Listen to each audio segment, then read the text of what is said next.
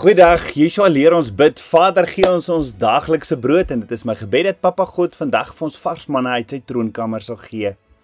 So ons is besig om te kyk na die skild van geloof en die wapenrusting wat Abba Vader vir ons gee. Ja, in Efesiërs 6 vers 16 staan, behalwe dit alles, neem die skild van geloof op, waarmee julle al die vuurige pyle van die bose sal kan uitblus. Nou die skild van die geloof simboliseer die beskerming wat geloof bied teen die aanvalle van die vyand, die bose.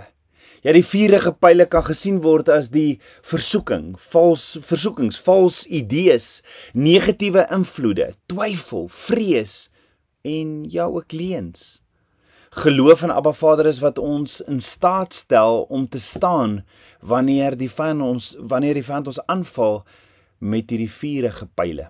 So ons het gesien die skild van die Romeinse soldate was 'n reghoekige skild wat knippe reg rondom gehad het, waaraan ander soldate se skilde kon aanhak om hulle self van alle kante te kan beskerm.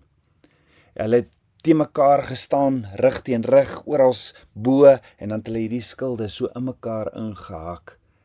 En net so is die skild van geloof. So deur Abba Vader ontwerp dat ons dit aan ander gelowiges se geloofskilde kan koppel. Ek meen, watter soldaat gaan alleen die oorlogsveld in? Nee, ons as medevolgers van Yeshua is almal saam in die oorlog. En wanneer die Romeinse soldate hulle skilde aan mekaar gekoppel het, was hulle 'n onuitstuitbare mag. En net so, wanneer ons as die liggaam van Yeshua ons skilde van geloof aan mekaar koppel, deur mekaar met geloof te versterk, vir mekaar te bid, mekaar te bemoedig, stig, te troos, ander met ons onderskeie gawes te dien, is ons 'n onstuitbare weermag in Yeshua. Nou volgens geleerdes was die skild van 'n Romeinse soldaat gemaak van 7 lae egte leer. En die leer moes buigsaam en soepel bly, en daarom het die Romeinse soldate die gebruik gehad om hulle leerskilde in water te week. Ja, die water het die leer dik en swaar gemaak, en die vog moes as teenvoeter dien vir die vurende pyle. Die vyand het hierdie bolvormige punte vooraf voor hulle dit skiet. Agter die skerppunt was daar hierdie bolvormige amper sê maar materiaal wat hulle in teer gedoop het en dan aan die brand gesteek het voordat dit afgevuur word. Sonder die watervoorsorg sou die brandende pyle 'n droë skild aan die brand kon steek wat die soldaat weerloos sou laat. 'n skild wat lank genoeg in water geweek was, het die brandende pyle van die vyand uitgeblus. En dis opgeteken dat die taktiek die Romeine baie krag gegee het, die taktiek, en waarmee die vyand nie reken kon hou nie.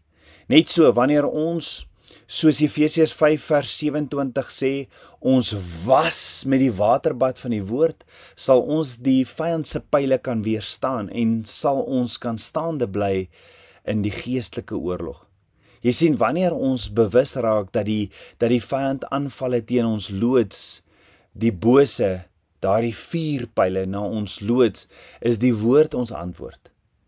En die woord is ons bron van krag, wat dinamiese gesag en autoriteit in ons omstandighede vrystel. Want dis die skild van geloof waarmee ons die vuurige pyle van die bose uitblus. Nou Romeine 10 vers 17 sê, die geloof is dus uit die gehoor, en die gehoor is deur die woord van Yotewawai. Dis die woord wat ons, die geloof kom deur die woord te hoor, en daarom is dit geloof, die skild wat ons lig. En Dawid sê in Psalm 119 vers 114 sê hy, Yotewawai, U is my skuilplek en my skild, op U woord wag ek.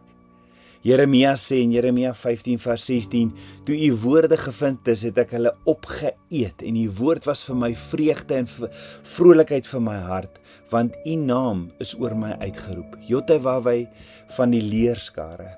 Abba Vader se woord wat in geloof verklaar en uitgespreek word, het altyd die vermoë om uit niks uit iets tot stand te bring. So die skild van geloof wat Abba Vader vir ons gee, beskerm ons.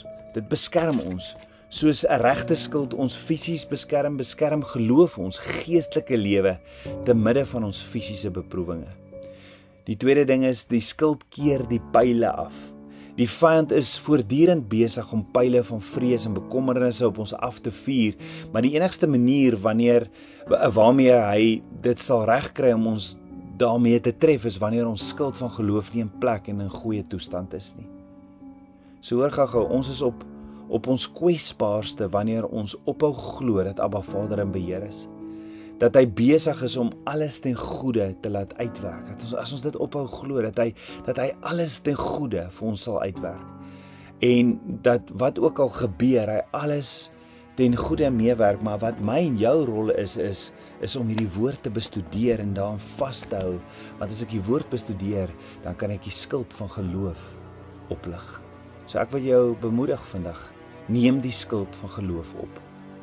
Dawid sê in 2 Samuel 22 vers 3 tydens 'n geveg, Jotewawwe is my rots, by wie ek skuil, my skild en die horing van my heil, my rotsvesting en my toevlug, my verlosser, van geweld het U my verlos. Ek roep Jotewawwe aan, wat lofwaardig is, en van my vyande word ek verlos.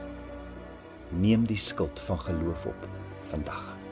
Kom ons bid saam. Ons almagtige Vader, Papa God, dankie vir die wapenrusting. Dankie vir die skild van geloof.